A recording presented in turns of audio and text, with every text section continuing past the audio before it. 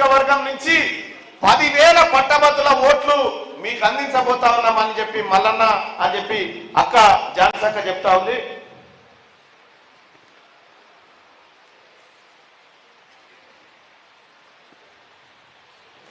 సోదరులారా, ఈ అభ్యర్థుల గురించి మనం పరిచయం చేసినట్టు అయిపోతుంది. ఇగో ఈ బొమ్మలు చూస్తా ఉంటే దయాకర్ రావు లెక్కనే కనిపిస్తుంది.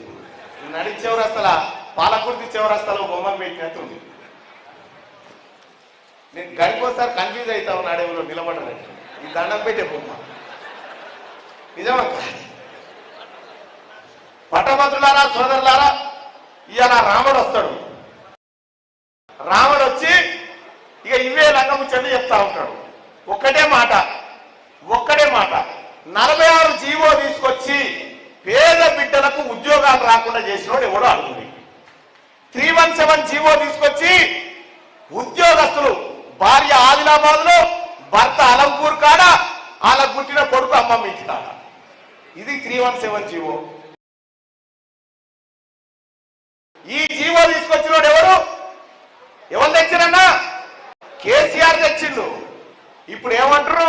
ఆ జీవోలు రద్దు కావాలంటే బీఆర్ఎస్ పార్టీ కోటేయాలన్నట. ఓరు నాయన, ఇంకెవడ నమ్ముతానికి దొంగోడు వాచేసుకపోయినట్టేనా?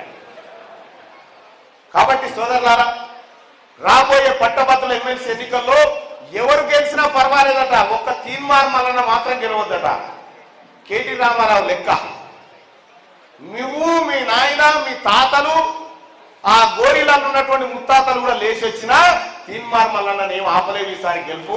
కలవకుండా తారక రామారావు. కానీ ఒక్క మాట చెప్తా ఉన్నా, ఏ సభ కన్నా పో ఈ 3 జిల్లాల్లో ప్రజలు స్వచ్ఛందంగా వచ్చి మల్లన్న ఈసారి నీకు అండగా నిలబడతామని చెప్తా ఉన్నారు. మల్లన్న నీ గెలుపు ఖాయమని చెప్తా ఉన్నారు. కానీ